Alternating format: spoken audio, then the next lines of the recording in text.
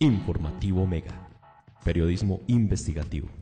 Quien habla es un periodista, por supuesto, pero un periodista que tiene formación de abogado, una larguísima experiencia como abogado en litigios en todos los niveles, ante todas las autoridades, y un profesor por varios años de derecho probatorio, habiendo sido alumno de uno de los más grandes juristas que tuvo Colombia, del doctor Luis Caro Escayón, precisamente en esa materia. No soy un improvisador en la cuestión y me he resguardado de adelantar ninguna opinión periodística sobre el tema antes de tener mejores elementos de juicio que ya están a mi disposición como a disposición de cualquier colombiano.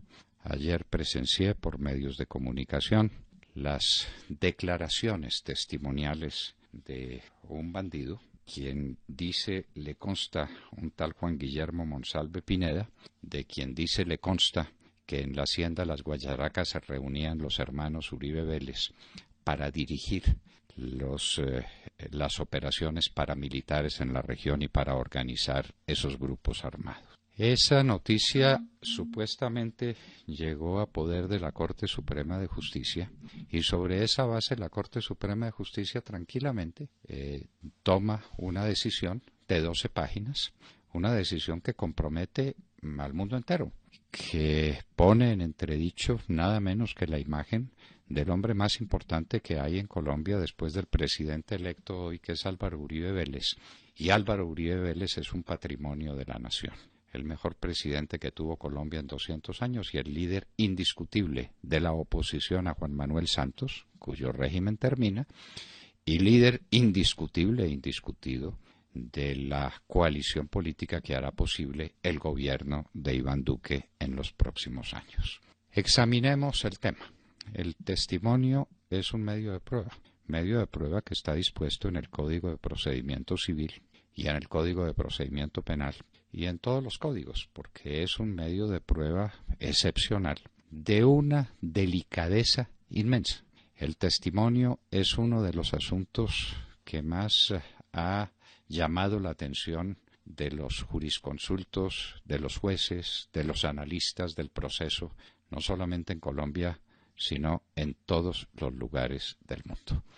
Se trata de una persona que sabe porque le consta algo que tiene que ver con lo que se llama el tema probandum, es decir, uno de los elementos fácticos que componen un proceso, porque vio, porque oyó, porque supo, porque presenció alguno de los hechos que interesan al investigador, bien sea al juez civil, al juez penal, al juez laboral, a cualquiera que él sea. Ese testigo, que así se llama la persona que rinde testimonio, se presenta ante un juez y bajo la gravedad del juramento, porque se compromete a decir la verdad, toda la verdad y nada más de la verdad de lo que sabe, y que es obligación suya decirlo, salvo los casos de reserva de secreto profesional que están limitados a los abogados, a los contadores públicos, a los periodistas, en función de leyes que llenan de requisitos y de garantías ese secreto profesional. Todos los demás están obligados a decir toda la verdad. El testigo tiene que ser examinado, y tiene que ser examinado por el juez en sus antecedentes, en sus calidades y en su distancia con el proceso. El testigo ideal es aquel que sabe mucho porque lo presenció todo, que tiene una personalidad que no deja dudas sobre sus capacidades de intelección y sobre su voluntad de decir la verdad, entre otras, porque esté completamente libre de cualquier posibilidad de manipulación o gobernado por cualquier tipo de interés.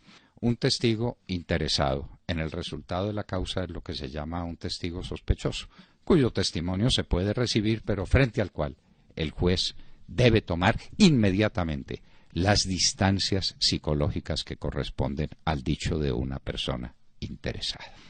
El testigo, además, debe tener unas condiciones, y es que habrá que examinar su memoria, habrá que examinar las condiciones reales, como dicen ahora tantas veces, de lugar, tiempo y modo en que recibió la información que va a transmitir.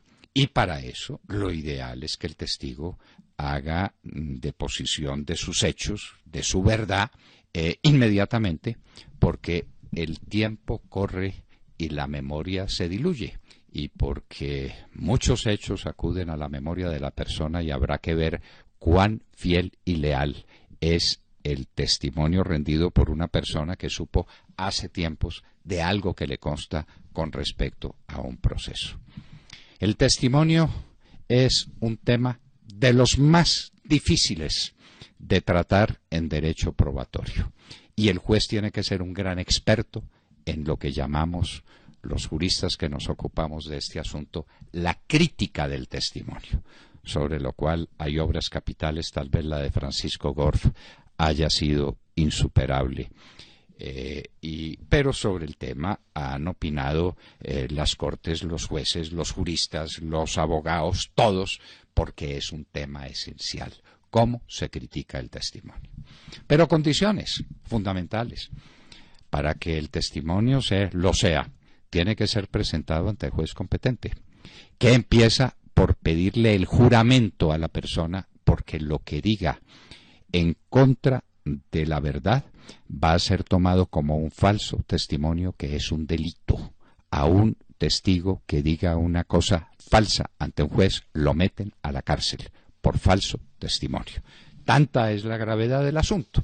El juez mira los antecedentes de la persona, los valora y le pregunta qué es lo que le consta sobre el asunto, para que haga una relación espontánea, no dirigida, no manipulada por nadie, de los hechos que le consta, y el testigo lo cuenta. A partir de esa revelación, el juez le pregunta, y luego viene el punto esencial que aquí quiero destacar: la contradicción del testimonio. No hay un testigo, no puede haberlo jamás, que no sea contrainterrogado, porque quien maneja el testimonio, quien presenta a un testigo como testigo potencial, es posible, muy posible, que haya hablado con el testigo y que le diga cuáles son las cosas interesantes que le debe revelar al juez.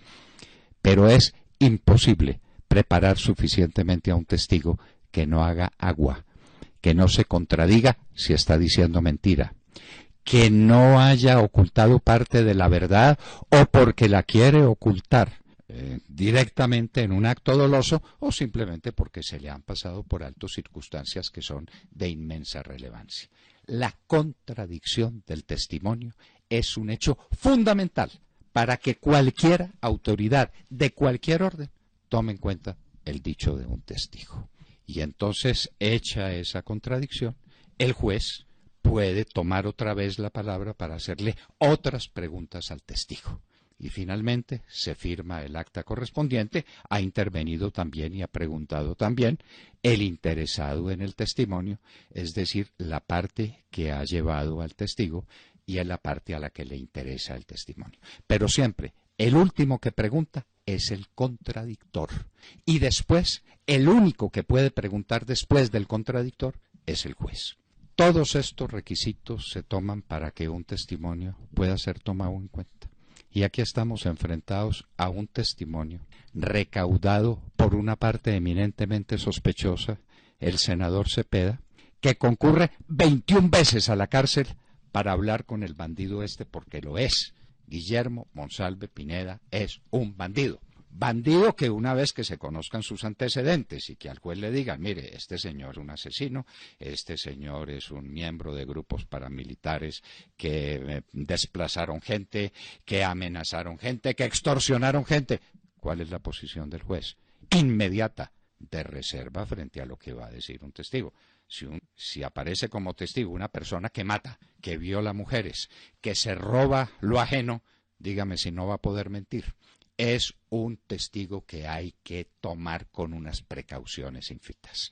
Pero no un testigo que haga su declaración en la cárcel a una persona que es un señor interesado en perseguir a Álvaro Uribe Vélez porque es su enemigo, su contradictor. Las contradicciones, los enfrentamientos del señor Cepeda con Álvaro Uribe son de conocimiento público, hecho público y notorio que es otro tema que tratamos los abogados y los expertos en derecho probatorio. Eso no hay que probarlo.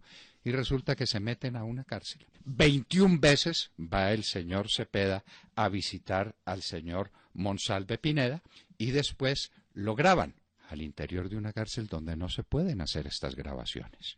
Eso es un delito que está cometiendo el señor Cepeda, un delito al que se presta el señor Monsalve Pineda, lo que no es sorprendente para nada, y un delito que tiene que permitir el IMPEC, porque a nadie se le ocurre que después de hechas las requisas indispensables se pasen por alto medios de grabación y se pase por alto la circunstancia de que en algún lugar de la cárcel, en un rincón de ella, en un salón especial, el señor Cepeda pueda preguntar y poner este bandido a contestar lo que Cepeda quiere que le conteste sobre hechos ocurridos 25 años atrás.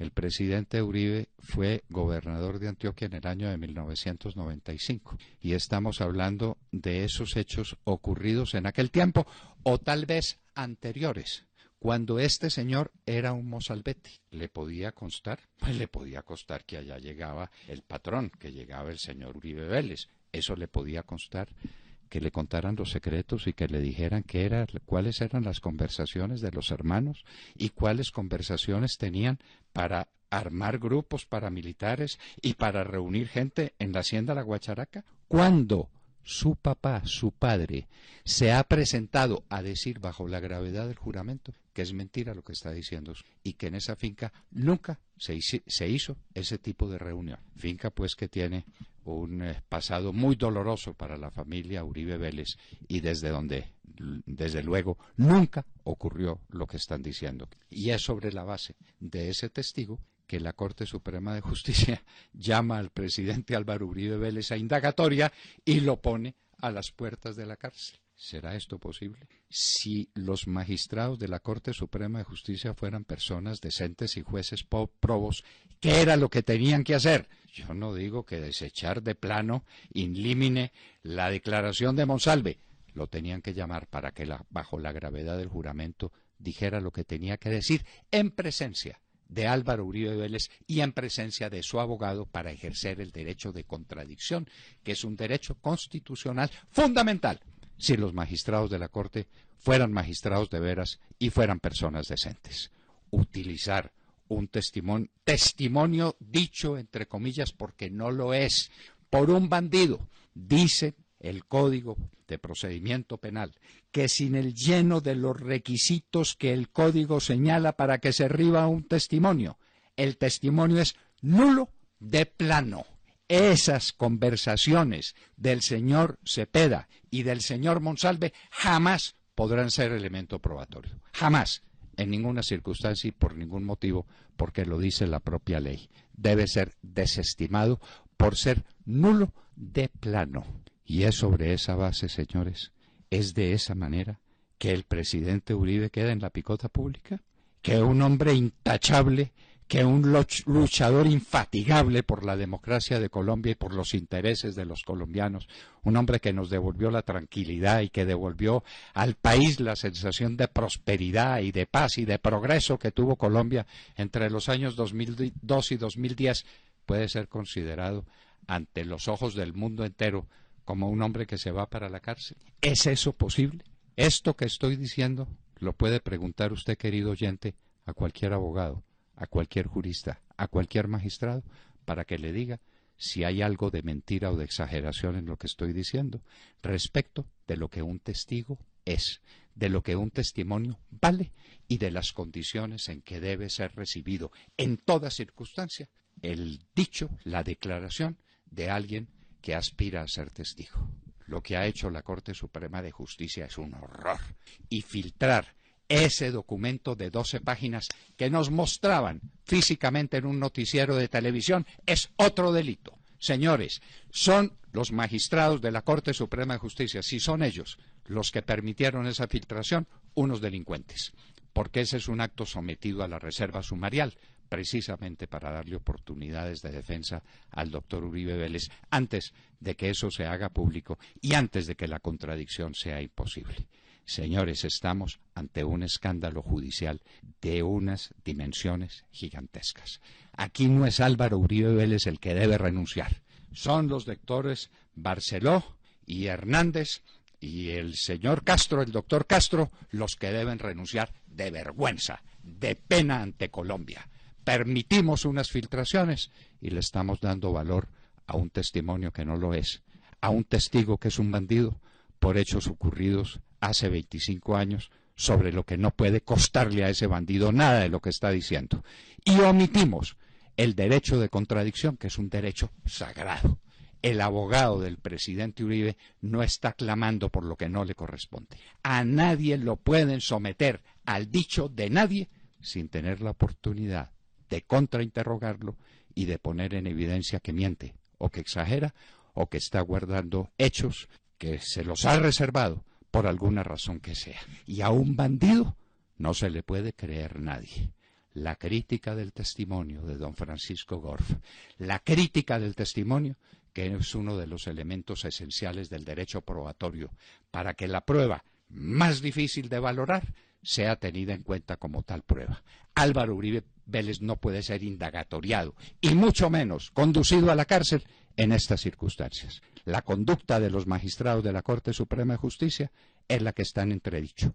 Es el honor del Poder Judicial, precisamente de un Poder Judicial sacudido por algo que el país conoce con inmenso dolor y con infinita vergüenza: el cartel de la toga. Son los carteles de la toga los que quieren producir este efecto sobre la estabilidad política de la nación. Es la pregunta que nos hacemos.